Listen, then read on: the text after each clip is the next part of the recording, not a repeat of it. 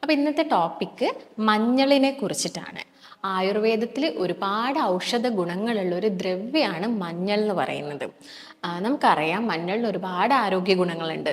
Daily നമ്മൾ കറികളിലൊക്കെ add ചെയ്ത് കഴിക്കുന്ന ഒരു ഔഷധമാണ് എന്ത് മഞ്ഞൾ എന്ന് പറയുന്നത്. ഈ സോറിയാറ്റിക് കണ്ടീഷനോ അല്ലെങ്കിൽ എന്തെങ്കിലും ഫംഗൽ ഇൻഫെക്ഷനൊക്കെ ഉണ്ടെങ്കിൽ നമുക്ക് ജസ്റ്റ് മഞ്ഞളും അതുപോലെ തന്നെ കറിവേപ്പിലയോ അല്ലെങ്കിൽ ആര്യവേപ്പിൻ്റെ ഇലയോ മിക്സ് ചെയ്തിട്ട് ആ ഭാഗത്ത് അപ്ലൈ ചെയ്ത് കൊടുക്കാം. അല്ലെങ്കിൽ വെർജിൻ കോക്കനട്ട് ഓയിലിൽ കുറച്ച് മഞ്ഞൾ ചതച്ചതും അതുപോലെ തന്നെ വെളുത്തുള്ളിയുടെ നീരും മിക്സ് ചെയ്തിട്ട് നമുക്ക് ആ ഒരു ഭാഗത്ത് അപ്ലൈ ചെയ്ത് കൊടുക്കാം.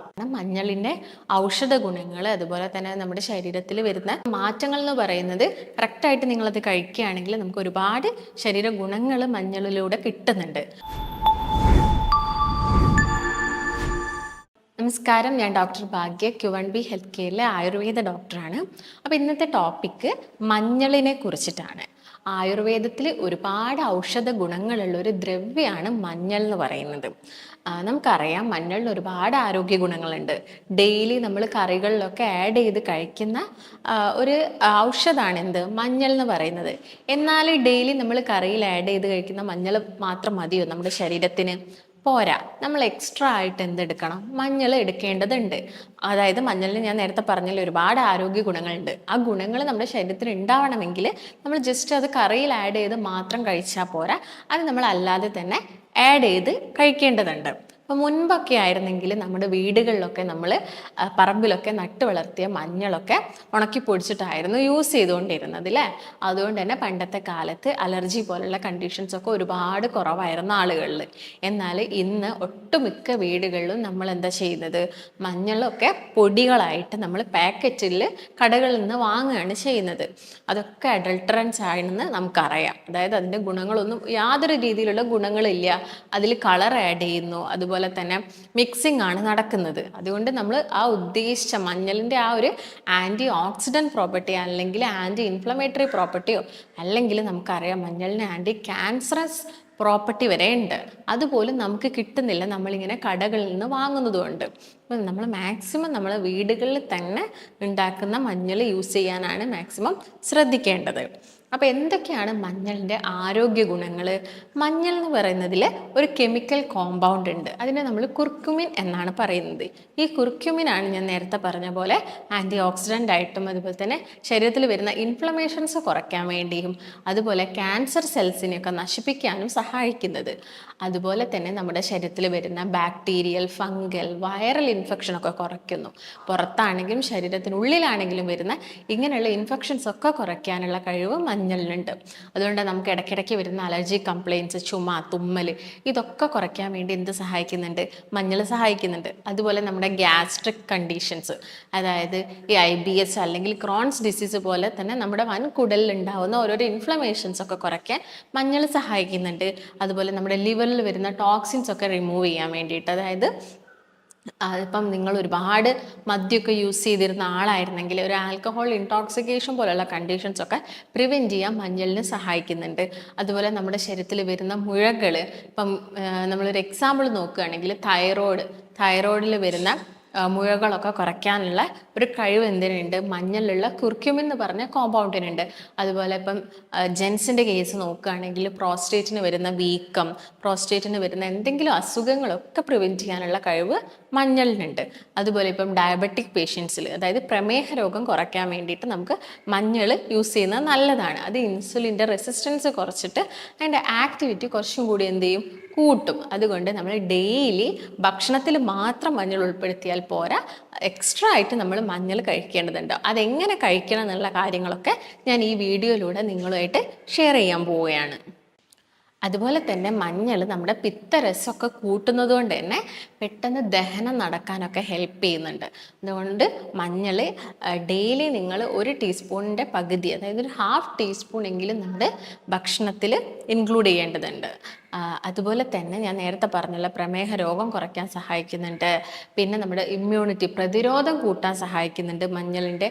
എല്ലാ ദിവസവും നമ്മൾ മഞ്ഞൾ ഒരു 1/4 ടീസ്പൂണെങ്കിലും വെറും വയറ്റിൽ നമ്മൾ കഴിക്കുകയാണെങ്കിൽ അത് നമ്മുടെ പ്രതിരോധ ശക്തി നന്നായിട്ട് വർദ്ധിപ്പിക്കാൻ ഹെൽപ്പ് ചെയ്യും. അതുപോലെ തന്നെ മഞ്ഞളിനൊരു ബ്ലഡ് തിന്നിങ് പ്രോപ്പർട്ടി ഉണ്ട്.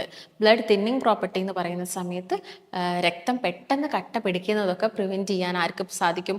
മഞ്ഞളിന് സാധിക്കും. അതുകൊണ്ട് ഹൃദ്രോഗം വരാൻ ചാൻസ് ഉള്ള ആളുകൾക്കും അല്ലെങ്കിൽ ഒരു തവണ വന്ന ആളുകളൊക്കെ ആണെങ്കിലും അവർ ഡെയിലി മഞ്ഞളൊക്കെ യൂസ് ചെയ്യുന്നത് എന്തായിരിക്കും?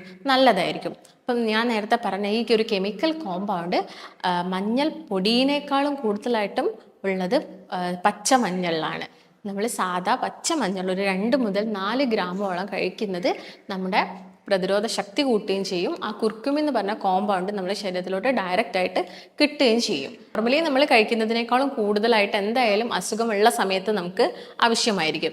എന്നാലും നിങ്ങൾ മഞ്ഞളൊക്കെ എടുക്കുന്നുണ്ട്, എന്നിട്ടും നിങ്ങൾക്ക് ആ മഞ്ഞളിൻ്റെ ഗുണം ശരീരത്തിൽ കിട്ടുന്നില്ലെങ്കിൽ അത് നമ്മൾ എടുക്കുന്ന രീതി തെറ്റായതുകൊണ്ടാണ്. അതുകൊണ്ട് എപ്പോഴും മഞ്ഞൾ കഴിക്കുന്ന സമയത്ത് ശ്രദ്ധിക്കണം. കാരണം ഓവറായിട്ട് മഞ്ഞൾ നമ്മുടെ ശരീരത്തിന് വേണ്ട. അതുപോലെ തന്നെ വളരെ കുറഞ്ഞു പോകാനും പാടില്ല.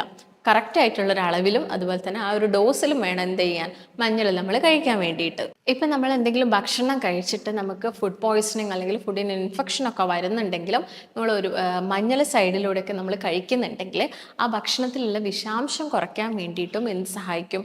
മഞ്ഞളിലുള്ള ഈ കുർക്യൂമിൻ എന്ന് പറഞ്ഞ കോമ്പൗണ്ട് സഹായിക്കും. അപ്പം എങ്ങനെയാണ് മഞ്ഞൾ യൂസ് ചെയ്യേണ്ടതെന്നുള്ളത് നമുക്ക് നോക്കാം. ആദ്യം തന്നെ നോർമലി നമ്മൾ വീടുകളിലൊക്കെ എങ്ങനെയാണ് മഞ്ഞൾ ഉണക്കി ജസ്റ്റ് വെയിലത്ത് വെച്ചിട്ട് ജസ്റ്റ് ഒന്ന് കേകിയിട്ട് വെയിലത്ത് വെച്ചിട്ട് ഉണക്കി പൊടിച്ചിട്ടാണ് യൂസ് ചെയ്യാറ്. അങ്ങനെ മഞ്ഞൾ യൂസ് ചെയ്യരുത്. അങ്ങനെ യൂസ് ചെയ്യുന്ന സമയത്ത് അതിലുള്ള കുർക്യൂമിൻ കോമ്പൗണ്ട് നഷ്ടപ്പെട്ടു പോവുകയാണ് ചെയ്യുന്നത്. അതുകൊണ്ട് അതുപോലെ നമ്മൾ ഒരുപാട് കാലത്തേക്ക് വേണ്ടിയിട്ടായിരിക്കും മഞ്ഞൾ 2-3 കിലോ മഞ്ഞളൊക്കെ ആയിരിക്കും പൊടിപ്പിച്ച് വെക്കുന്നുണ്ടാവുക. അങ്ങനെ ചെയ്യാൻ പാടില്ല. അതിന് പകരം നമുക്ക് കുറച്ച് കാലത്തേക്ക് വേണ്ട, അതായത് വളരെ കുറച്ച് മഞ്ഞൾ മാത്രമേ നമ്മൾ ഉണക്കി പൊടിപ്പിച്ച് വെക്കാൻ പാടുള്ളൂ.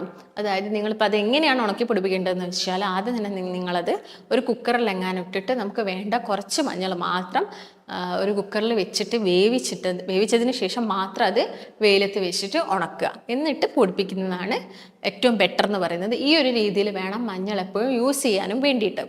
അതുപോലെ എങ്ങനെയാണ് മഞ്ഞൾ ഡെയിലി ഭക്ഷണത്തിൽ ഉൾപ്പെടുത്തേണ്ടതെന്ന് നോക്കുന്ന സമയത്ത് വലിയ ആളുകളൊക്കെ ആണെങ്കിൽ നിങ്ങൾ പാലൊക്കെ ഡെയിലി കുടിക്കുന്ന ആളുകളാണെങ്കിൽ നിങ്ങൾ തിളപ്പിച്ച് ആറിയ പാലിൻ്റെ അകത്ത് ഒരു 1/2 ടീസ്പൂൺ മഞ്ഞളും അതുപോലെ തന്നെ ഒരു 2 പിഞ്ചോളം കുരുമുളക് പൊടിയും കൂടി മിക്സ് ചെയ്ത് കഴിക്കുകയാണെങ്കിൽ നമുക്ക് പ്രതിരോധ ശക്തിയൊക്കെ കൂട്ടാൻ സാധിക്കും.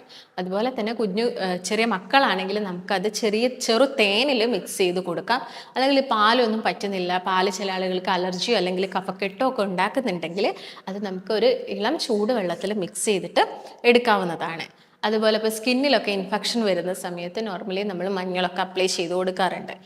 അതായത് എന്തെങ്കിലും സോറിയാറ്റിക് കണ്ടീഷനോ അല്ലെങ്കിൽ എന്തെങ്കിലും ഫംഗൽ ഇൻഫെക്ഷനൊക്കെ ഉണ്ടെങ്കിൽ നമുക്ക് ജസ്റ്റ് മഞ്ഞളും അതുപോലെ തന്നെ കറിവേപ്പിലയോ അല്ലെങ്കിൽ ആര്യവേപ്പിൻ്റെ ഇലയോ മിക്സ് ചെയ്തിട്ട് ആ ഭാഗത്ത് അപ്ലൈ ചെയ്ത് കൊടുക്കാം. അല്ലെങ്കിൽ വെർജിൻ കോക്കനട്ട് ഓയിലിൽ കുറച്ച് മഞ്ഞൾ ചതച്ചതും അതുപോലെ തന്നെ വെളുത്തുള്ളിയുടെ നീരും മിക്സ് ചെയ്തിട്ട് നമുക്ക് ആ ഒരു ഭാഗത്ത് അപ്ലൈ ചെയ്ത് കൊടുക്കാം. അതുപോലെ തന്നെ നമുക്ക് ഈ കുഴിനകം പോലുള്ള കണ്ടീഷനൊക്കെ വരുന്ന സമയത്ത് മഞ്ഞളും വേപ്പെണ്ണയും കൂടി മിക്സ് ചെയ്തിട്ട് അല്ലെങ്കിൽ ആര്യവേപ്പിൻ്റെ ഇലയും മഞ്ഞളും കൂടി ജസ്റ്റ് മിക്സ് ചെയ്തിട്ട് നമുക്ക് ആ ഒരു ഏരിയയിൽ അപ്ലൈ ചെയ്ത് കൊടുക്കാം. അല്ലെങ്കിൽ നമുക്ക് മുഖക്കുരുവൊക്കെ വരുന്ന ആളുകളാണെങ്കിൽ കുരു വന്നു പോയതിന് ശേഷം ആ ഒരു പാട് മായ്ക്കാൻ വേണ്ടിയിട്ട് നമുക്ക് മഞ്ഞളും അതുപോലെ തന്നെ കറ്റാർവാഴയും കൂടി മിക്സ് ചെയ്തിട്ടും ആ ഒരു ഭാഗത്തൊക്കെ അപ്ലൈ ചെയ്ത് കൊടുക്കുന്നത് വളരെ നല്ലതാണ്. അതുപോലെ തന്നെ ഞാൻ നേരത്തെ പറഞ്ഞല്ലോ, പ്രമേഹ രോഗികൾക്ക് മഞ്ഞൾ കഴിക്കുന്നത് നല്ലതാണ്. അത് ജസ്റ്റ് കറിയിൽ മാത്രം ഇട്ടാൽ പോരാ, അവർ എക്സ്ട്രാ ആയിട്ട് വേറെ തന്നെ എടുക്കണം. അതായത് മഞ്ഞളും നെല്ലിക്കയും കൂടി അവർക്ക് ജസ്റ്റ് ഒന്ന് അടിച്ചിട്ട് അത് അരിക്കാതെ ജസ്റ്റ് ഒന്ന് മിക്സിയിൽ അടിച്ചതിന് ശേഷം അത് അരിക്കാതെ അവർക്ക് എന്ത് ചെയ്യാം, ഡെയിലി ഒരു 1/4 ഗ്ലാസ് ഡെയിലി മോർണിംഗ് വെറും വയറ്റിലൊക്കെ എടുക്കുന്നത് അവരുടെ പ്രമേഹ രോഗം പെട്ടെന്ന് കുറയാനൊക്കെ സാധിക്കും. അതുപോലെ എന്തെങ്കിലും ചെറു പ്രാണികളുടെ വിഷമൊക്കെ ഉണ്ടെങ്കിൽ, അതായത് വലിയ തേനീച്ച കുത്തുന്ന സമയത്ത് അല്ലെങ്കിൽ ചെറിയ അധികം വിഷമില്ലാത്ത എട്ടുകാലിയൊക്കെ കടിക്കുന്ന സമയത്ത് നമുക്ക് മഞ്ഞളും അതുപോലെ തന്നെ തുളസിയുടെ നീരൊക്കെ മിക്സ് ചെയ്തിട്ട് ആ ഭാഗത്ത് അപ്ലൈ ചെയ്ത് കൊടുക്കുന്നതൊക്കെ വളരെ നല്ലതാണ്. അങ്ങനെ എല്ലാ ആളുകൾക്കും മഞ്ഞൾ ഇങ്ങനെ യൂസ് ചെയ്യുന്നത് ചിലപ്പം അവർക്ക് എന്തായിരിക്കും ശരീരത്തിൽ പിടിക്കണമെന്നില്ല. അപ്പോൾ ചില ആളുകൾ ചില സൈഡ് എഫക്ട്സ് പോലെയൊക്കെ മഞ്ഞളുടെ ഉപയോഗം ഉണ്ടാക്കാറുണ്ട്. അതായത് ഓവറായിട്ട് മഞ്ഞൾ വെറും വയറ്റിലൊക്കെ കഴിക്കുന്ന സമയത്ത് ഗ്യാസിൻ്റെ അല്ലെങ്കിൽ ഗ്യാസ്ട്രിക് കംപ്ലയിൻസ് ഒക്കെ ആളുകളിൽ കണ്ടുവരുന്നുണ്ട്. അങ്ങനെയുള്ള ആളുകളാണെങ്കിൽ അത് വെറും വയറ്റിലൊന്നും കഴിക്കാതിരിക്കുക. അല്ലെങ്കിൽ ഇടയ്ക്കിടയ്ക്ക് ഇങ്ങനെ ഡയറിയ വരിക, വയറിളക്കം വരുന്ന ആളുകളൊക്കെ ആണെങ്കിലും മഞ്ഞൾ ഈ പറഞ്ഞ രീതികളിലൊന്നും യൂസ് ചെയ്യാതെ ജസ്റ്റ് അത് കറിയിൽ ആഡ് ചെയ്ത് കഴിക്കുന്നത് തന്നെയാണ് ഏറ്റവും ബെറ്റർ എന്ന് പറയുന്നത്. അപ്പോൾ ഇത്രയും പറഞ്ഞ കാര്യങ്ങളാണ് മഞ്ഞളിൻ്റെ ഔഷധ ഗുണങ്ങൾ, അതുപോലെ തന്നെ നമ്മുടെ ശരീരത്തിൽ വരുന്ന മാറ്റങ്ങൾ എന്ന് പറയുന്നത്. കറക്റ്റായിട്ട് നിങ്ങളത് കഴിക്കുകയാണെങ്കിൽ നമുക്ക് ഒരുപാട് ശരീര ഗുണങ്ങൾ മഞ്ഞളിലൂടെ കിട്ടുന്നുണ്ട്. അപ്പോൾ നിങ്ങൾ ഈ കാര്യങ്ങളൊക്കെ മെയിനായിട്ടും ശ്രദ്ധിക്കാൻ നോക്കുക. നമുക്ക് മറ്റൊരു നല്ല ഹെൽത്ത് വീഡിയോ ആയിട്ട് വീണ്ടും കാണാം. നന്ദി.